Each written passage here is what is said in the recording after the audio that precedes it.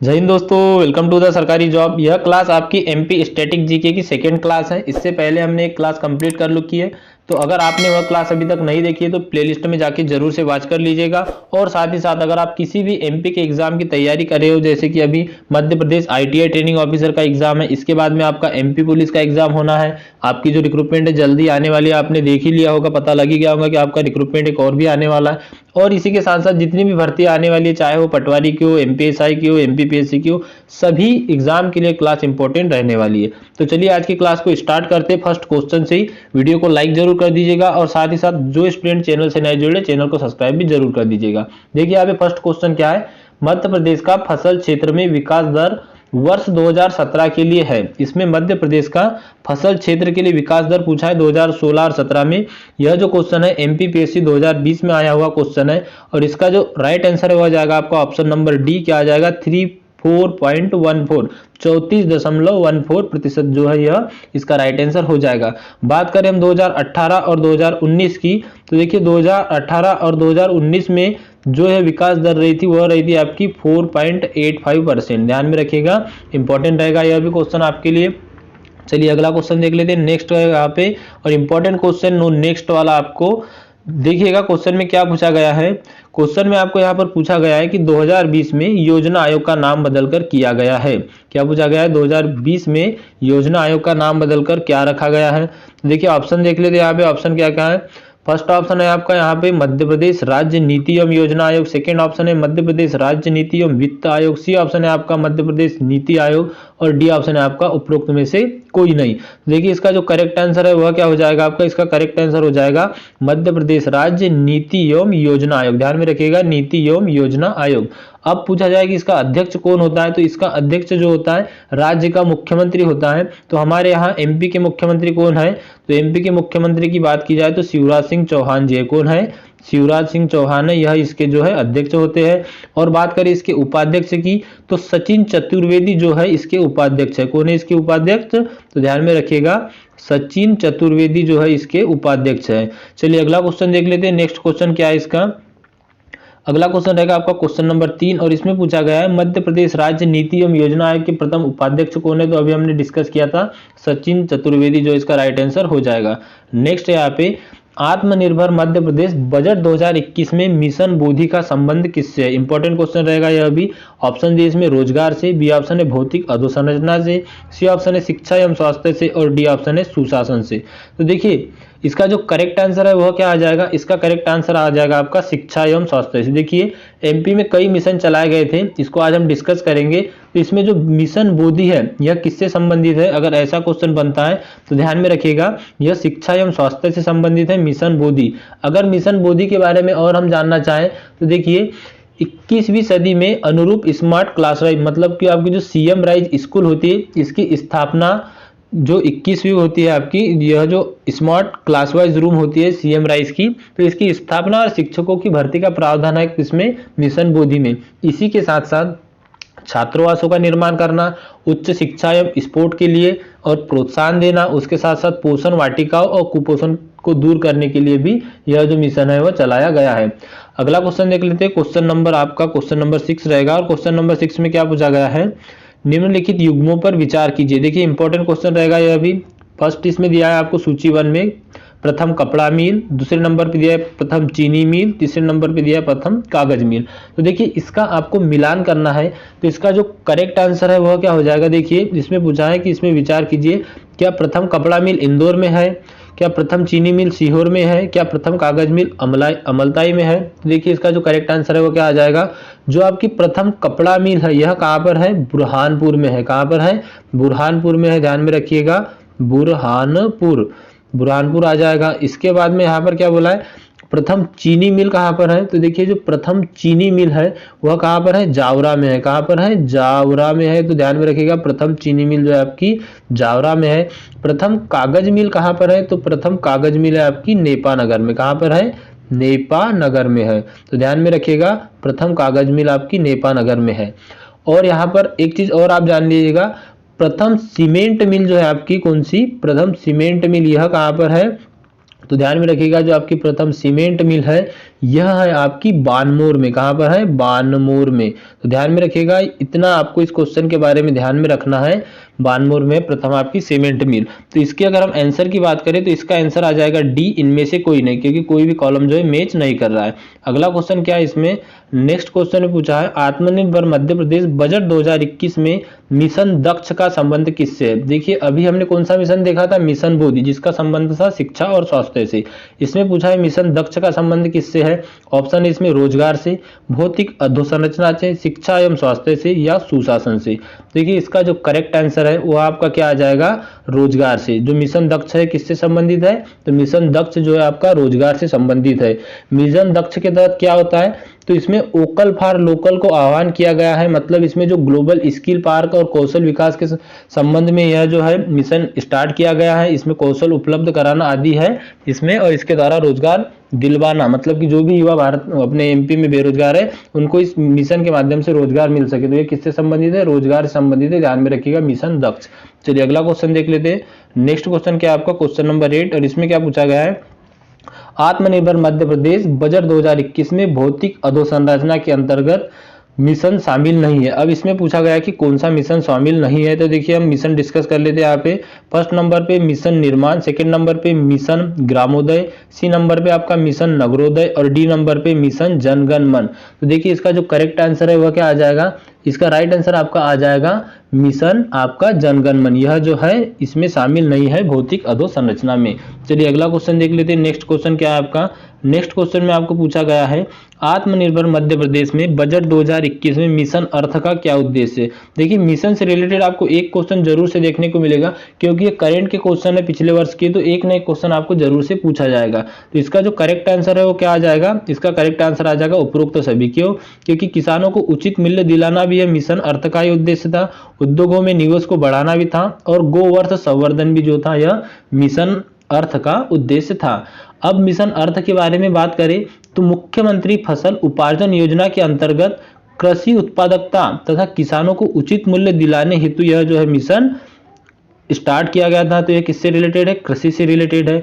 इसी के साथ साथ उद्योगों में निवेश को बढ़ावा देने के लिए भी यह मिशन जो स्टार्ट किया गया था। इसी के साथ साथ एक बात हम करें तो एक जिला एक उत्पाद और गोवंश संवर्धन, इससे रिलेटेड भी यह मिशन है। तो ध्यान में रखिएगा, ये चार बातें आपको इंपॉर्टेंट से ध्यान में रखनी पड़ेगी। चलिए अगला क्वेश्चन देख लेते हैं। नेक्स्ट है आपका आत्मनिर्भर मध्य प्रदेश बजट 2021 में मिशन निरामय का उद्देश्य क्या था? अब इसमें किस मिशन की बात की है? मिशन निरामय की बात की है। तो मिशन निरामय था, इसका भी आ जाएगा ऑल ऑफ दिस। क्यों? क्योंकि स्वास्थ्य सेवा एवं प्रबंधन से संबंधित था मिशन निरामय, टेलीमेडिसिन को बढ़ावा देने से संबंधित था, और मेडिकल कॉलेज में सीटों की संख्या को बढ़ाने से भी संबंधित था मिशन आपका निरामय। तो ध्यान में रखिएगा, इसका जो करेक्ट आंसर है ऑप्शन नंबर डी इसका राइट आंसर हो जाएगा। अगला क्वेश्चन देख लेते हैं। नेक्स्ट क्वेश्चन क्या है? अगला क्वेश्चन है आपका मध्य प्रदेश की अर्थव्यवस्था कैसी है? देखिए इंपॉर्टेंट क्वेश्चन है यह भी। मध्य प्रदेश की अर्थव्यवस्था जो है कृषि प्रधान है। कैसी है? कृषि प्रधान है मध्य प्रदेश की अर्थव्यवस्था।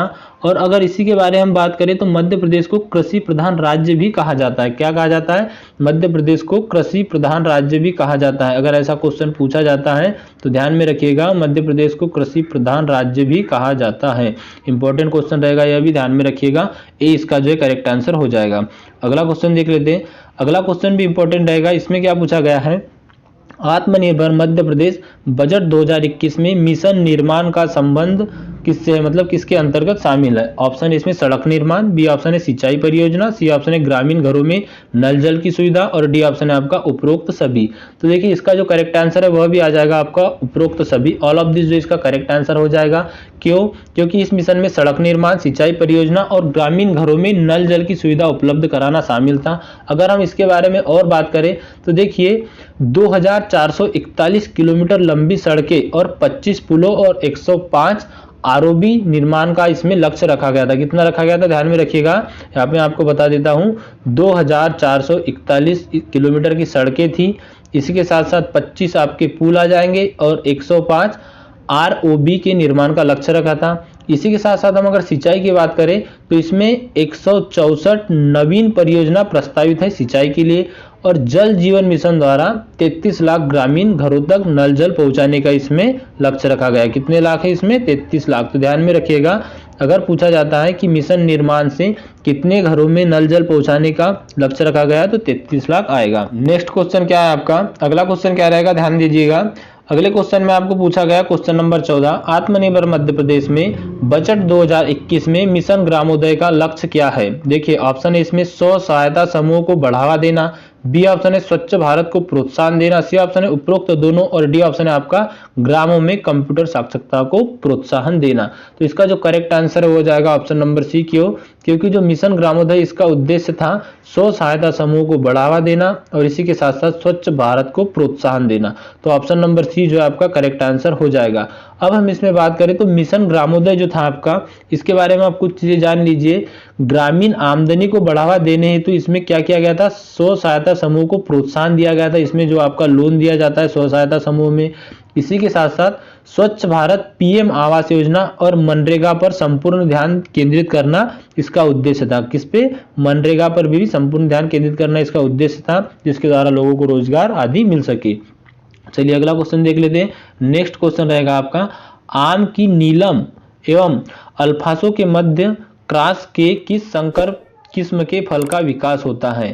ऑप्शन है इसमें आम्रपाली, बी ऑप्शन है दशहरी, सी ऑप्शन है रत्ना और डी ऑप्शन है आपका बादामी। तो देखिए इसका जो करेक्ट आंसर है वो आ जाएगा आपका ऑप्शन नंबर सी, रत्ना जो इसका करेक्ट आंसर हो जाएगा। जो आम की कलम लगाते हैं, अब इसमें जो क्रॉसिंग करवाते हैं तो इसमें कौन सा होता है, तो रत्ना जो इसका करेक्ट आंसर आ जाएगा। अब हम बात करें इसमें आगे, तो जो रत्ना होती है नीलम और अल्फासो का है, किसका, यहाँ पर आप ध्यान दीजिएगा क्वेश्चन में ही बता दिया गया था नीलम एवं अल्फासो का है। इसी के साथ साथ अगर आम्रपाली की बात करें तो आम्रपाली जो संकर प्रजाति है यह किसकी है, यह है नीलम और दशहरी की। किसकी है, नीलम और दशहरी की। तो यहाँ भी ध्यान रखिएगा नीलम प्लस दशहरी, दशहरी की है आम्रपाली प्रजाति। अब इसी के बाद में बात करें तो यहाँ पर आप देख सकते हो बादामी, तो बादामी किसकी है, ध्यान दीजिएगा यह है आपकी वनराज और आम्रपाली की। इंपॉर्टेंट क्वेश्चन रहेगा यह भी आपका, ध्यान में रखिएगा। अगला क्वेश्चन देख लेते हैं। अगला क्वेश्चन है, आकांक्षा योजना का संबंध है। ऑप्शन नंबर ए है अनुसूचित जनजाति छात्रों को प्रतिस्पर्धात्मक प्रतियोगिता में कोचिंग देने से, बी ऑप्शन है आपका अनुसूचित जनजाति छात्रों को खेल हेतु कोचिंग देने से, सी ऑप्शन है आपका अनुसूचित जनजाति के छात्रों को उद्यमिता बढ़ाने हेतु, और डी ऑप्शन है आपका उपरोक्त में से कोई नहीं। तो देखिए इसका जो करेक्ट आंसर है वह क्या हो जाएगा, जो आकांक्षा योजना है इसका संबंध किससे है, तो इसका राइट आंसर आपका आएगा अनुसूचित जनजाति छात्रों को प्रतिस्पर्धात्मक परीक्षा हेतु कोचिंग देने से संबंधित थी आपकी आकांक्षा योजना। इंपॉर्टेंट क्वेश्चन रहेगा यह भी, पिछली बार एमपीपीएससी के एग्जाम में पूछा गया था। इंपॉर्टेंट क्वेश्चन रहेगा, ध्यान दीजिएगा। अगला क्वेश्चन है आपका क्वेश्चन नंबर 17। इसमें क्या पूछा गया है, राष्ट्रीय स्वास्थ्य मिशन की जननी सुरक्षा योजना का मुख्य उद्देश्य क्या है। ऑप्शन है इसमें माता पिता एवं शिशु की मृत्यु दर को कम करना, बी ऑप्शन है आपका आम जन को सुरक्षित शारीरिक संबंधों के लिए बढ़ावा देना, सी ऑप्शन है विधवा महिलाओं को पेंशन उपलब्ध कराना, और डी ऑप्शन है गरीब लोगों को आश्रय उपलब्ध कराना। तो देखिए इसका जो करेक्ट आंसर है वो आ जाएगा आपका ऑप्शन नंबर ए, माता पिता एवं शिशु की जन्म मृत्यु दर को कम करना। यह किसका उद्देश्य है, मिशन जननी सुरक्षा योजना का, यह इसका मुख्य उद्देश्य था। अब हम बात करें मिशन जननी सुरक्षा योजना की, तो इसके बारे में आपको कुछ चीजें याद रखनी होगी, जैसे कि यह योजना जो है यह 12 अप्रैल 2005 से स्टार्ट है। कब से, 12 अप्रैल 2005 से यह योजना जो है गर्भवती महिलाओं के बीच स्टार्ट की गई थी, और इसी के साथ साथ इस योजना में माता एवं शिशु की मृत्यु दर को घटाना प्रमुख लक्ष्य रखा गया था। चलिए अगला क्वेश्चन देख लेते हैं। अगला क्वेश्चन क्या है, नेक्स्ट क्वेश्चन रहेगा आपका क्वेश्चन नंबर 18। यह भी इंपॉर्टेंट क्वेश्चन रहेगा। क्या पूछा गया इसमें, मध्य प्रदेश में कपिलधारा योजना का उद्देश्य क्या है। तो इसका जो करेक्ट आंसर है वह हो जाएगा आपका कृषि भूमि हेतु सिंचाई सुविधा उपलब्ध कराना, जो है कपिलधारा योजना का मुख्य उद्देश्य था। इसी के साथ साथ हम अगर कपिलधारा योजना की बात करें तो ध्यान में रखिएगा कपिलधारा योजना जो है यह महात्मा गांधी रोजगार गारंटी योजना की उप योजना है। किसकी है, तो ध्यान में रखिएगा जो आपका मनरेगा होता है महात्मा गांधी, कौन सा होता है, महात्मा गांधी रोजगार गारंटी स्कीम जो होती है, गारंटी योजना जो होती है, इसकी उप योजना है कौन सी, कपिलधारा योजना। इंपॉर्टेंट क्वेश्चन रहेगा यह भी, ध्यान में रखिएगा। चलिए अगला क्वेश्चन देख लेते हैं। नेक्स्ट क्वेश्चन क्या है आपका, अगला क्वेश्चन है आपका कौन सा शहर स्वर्णिम चतुर्भुज की परियोजना का हिस्सा नहीं है। ऑप्शन दिया है इसमें दिल्ली, मुंबई, चेन्नई या भोपाल। तो देखिए इसका जो करेक्ट आंसर है वो भोपाल आ जाएगा, क्योंकि भोपाल जो है आपका यह स्वर्णिम चतुर्भुज का हिस्सा नहीं है। दिल्ली, मुंबई, चेन्नई यह और कोलकाता यह जो है स्वर्णिम चतुर्भुज के हिस्से में आते हैं चारों शहर। चलिए इंपॉर्टेंट क्वेश्चन रहेगा यह भी। अगला क्वेश्चन है आपका मध्य प्रदेश में तेजस्विनी ग्रामीण महिला सशक्तिकरण योजना राज्य मंत्रिमंडल ने कब मंजूरी दी थी? तो देखिए इसका जो करेक्ट आंसर है वो क्या हो जाएगा, 2006 में इसको मंजूरी मिल गई थी, तो सी जो है आपका करेक्ट आंसर हो जाएगा। क्या हो जाएगा, सी जो है आपका करेक्ट आंसर हो जाएगा, 2006 में इसको मंजूरी दी गई थी। अगला क्वेश्चन देख लेते हैं। अगला क्वेश्चन क्या रहेगा आपका, क्वेश्चन नंबर 21। यह क्वेश्चन आपके लिए इंपॉर्टेंट रहेगा। इसमें क्या पूछा गया है, मुख्यमंत्री युवा इंजीनियर कॉन्टेक्ट योजना के क्रियान्वयन के लिए कौन से विभाग को नोडल विभाग के रूप में जाना जाता है? ऑप्शन है इसमें जल संसाधन विभाग, लोक निर्माण विभाग, मुख्यमंत्री युवा विभाग या इनमें से कोई नहीं। तो देखिए इसका जो करेक्ट आंसर है वह क्या हो जाएगा, ऑप्शन नंबर बी जो है आपका करेक्ट आंसर हो जाएगा। लोक निर्माण विभाग को ही जाना जाता है आपका कौन सा जो आपका नोडल विभाग है इसके रूप में। अब हम इसकी बात करें तो यह जो योजना है यह स्टार्ट की गई थी आपकी 14 अगस्त से। कब से, 14 अगस्त 2013 से यह योजना स्टार्ट की गई थी, ध्यान में रखिएगा 14 अगस्त 2013 से योजना स्टार्ट की गई थी। यह जो विभाग है यह बना था। और इसी के बारे में बात करें तो इस योजना के तहत 500 युवा इंजीनियरों को प्रशिक्षण देने का लक्ष्य रखा गया था। लगभग कितना, 500 युवा इंजीनियरों को। चलिए अगला क्वेश्चन देख लेते हैं। अगला क्वेश्चन भी इंपॉर्टेंट रहेगा, ध्यान से देखिएगा। अगला क्वेश्चन है आपका, निम्नलिखित युग्मों पर विचार कीजिए। अब यहाँ पर देखिए इंपॉर्टेंट क्वेश्चन रहेगा। एक क्वेश्चन से आपके लगभग 4 से 5 क्वेश्चन जो है क्लियर होने वाले हैं। इसमें क्या पूछा गया है, मध्य प्रदेश कपास अनुसंधान केंद्र कहाँ पर है, ये पूछा गया है। सेकंड में मध्य प्रदेश चावल अनुसंधान केंद्र, आम अनुसंधान केंद्र और अंगूर अनुसंधान केंद्र।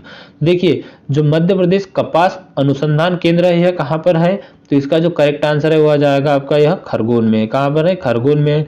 इसी के बाद मध्य प्रदेश चावल अनुसंधान केंद्र कहाँ पर है, तो यह बड़वानी में है, यह भी राइट हो जाएगा आपका। इसके बाद क्या है, मध्य प्रदेश आम अनुसंधान केंद्र कहाँ पर है, तो ध्यान में रखिएगा यह रीवा में आता है। और रीवा में कहाँ पे, तो गोविंदगढ़ में। तो आप जिले को ध्यान में रखिएगा, जो रीवा जिला है आपका यहाँ पर है आपका आम अनुसंधान केंद्र। और इसके बाद में बात करें मध्य प्रदेश में अंगूर अनुसंधान केंद्र कहाँ पर है, तो यह रतलाम में। कहाँ पर है, रतलाम में आ जाएगा अंगूर अनुसंधान केंद्र। यहाँ पर ध्यान में रखिएगा आप, क्या आ जाएगा, रतलाम जो है आपका करेक्ट आंसर हो जाएगा, रतलाम। तो ध्यान में रखिएगा मध्य प्रदेश में कपास अनुसंधान केंद्र खरगोन में है, चावल अनुसंधान केंद्र बड़वानी में है, आम अनुसंधान केंद्र रीवा में है और अंगूर अनुसंधान केंद्र रतलाम में है। इतनी बातें आपको इस क्वेश्चन के बारे में ध्यान में रखनी पड़ेगी। चलिए अगला क्वेश्चन देख लेते हैं।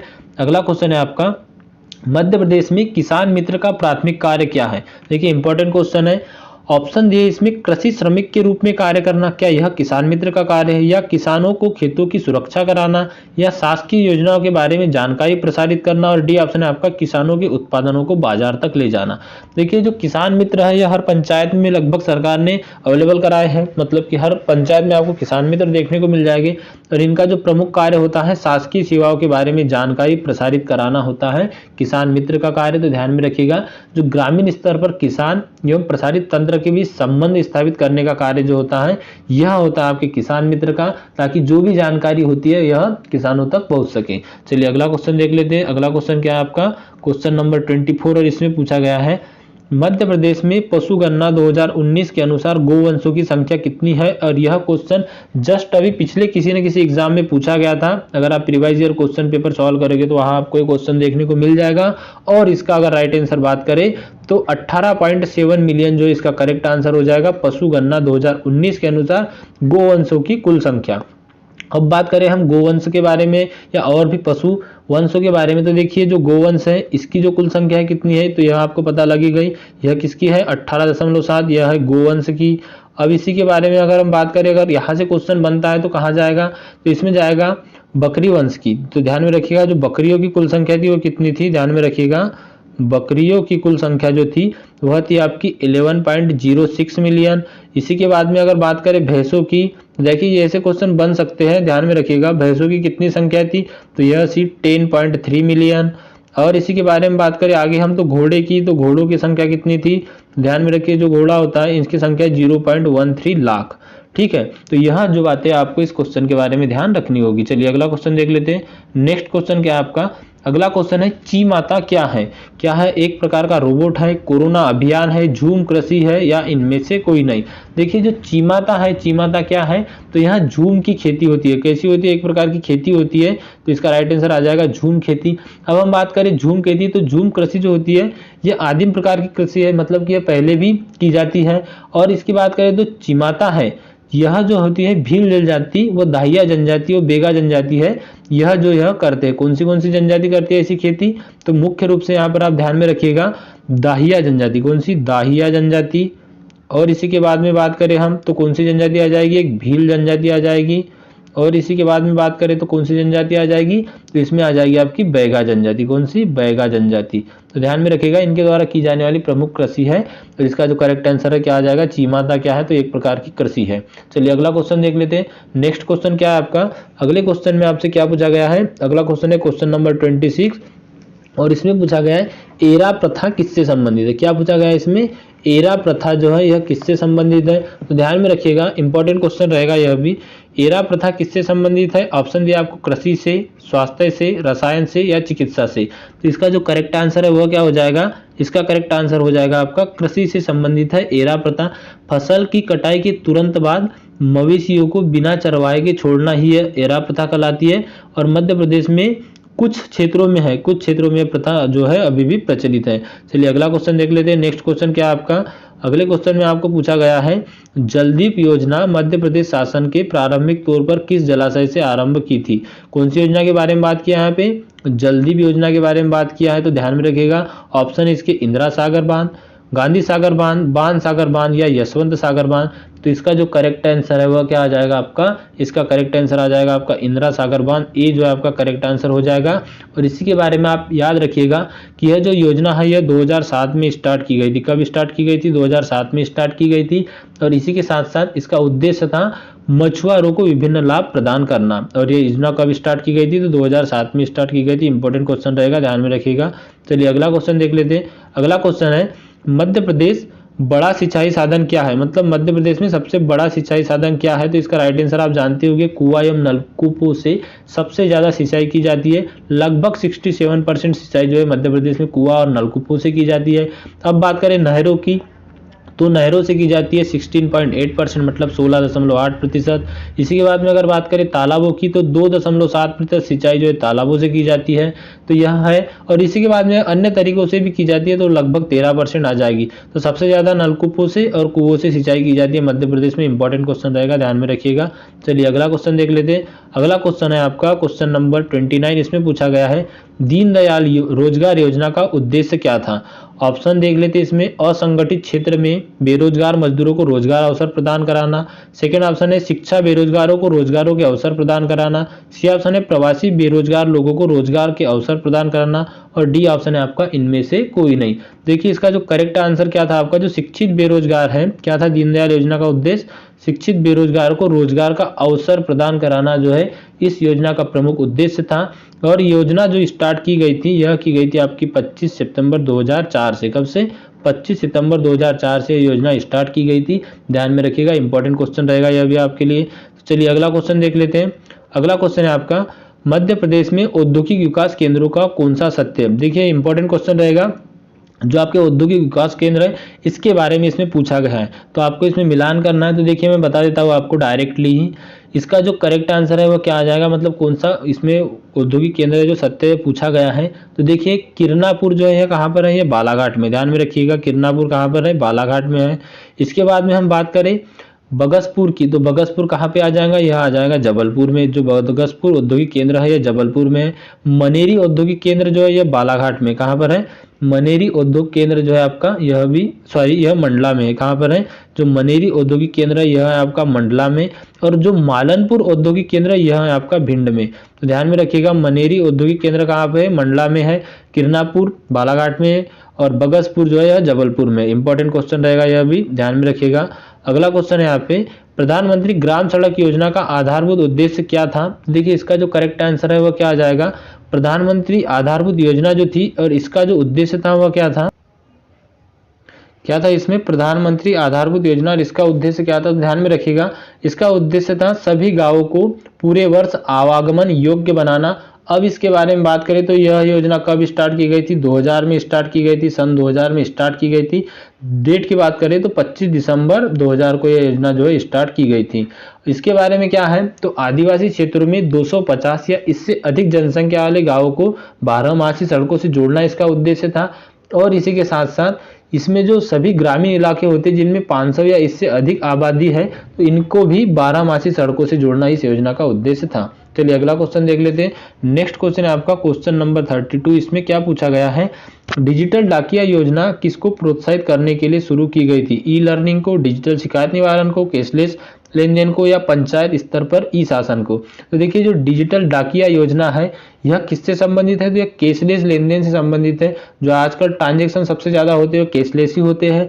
और अगर हम इसके बारे में बात करें तो यह योजना 2017 की योजना है। कब की योजना है? यह 2017 की योजना है। 2017 में देखिए आप यहाँ पर देख सकते हो क्वेश्चन भी बना था। अब इसके बारे में बात करें तो यह योजना जो है जो 14 राज्यों में स्टार्ट की गई थी और मध्य प्रदेश में इसकी शुरुआत जो है वो कहाँ पर की गई थी? तो इंदौर से इसकी शुरुआत की गई थी। ध्यान में रखिएगा, इंदौर से इस योजना की शुरुआत की गई थी। इंपॉर्टेंट क्वेश्चन रहेगा यह भी आपके लिए। नेक्स्ट क्वेश्चन है आपका यहाँ पे, देवास प्रसिद्ध है, ऑप्शन है इसमें वस्त्र उद्योग के लिए, बी ऑप्शन है शहद उत्पादन के लिए, सी ऑप्शन है करेंसी नोट की छपाई के लिए, और डी ऑप्शन है आपका सिक्कों की ढलाई के लिए। तो इस क्वेश्चन का आंसर काफी स्टूडेंट जानते होंगे। देवास जो है किसके लिए प्रसिद्ध है? करेंसी नोट की छपाई के लिए प्रसिद्ध है।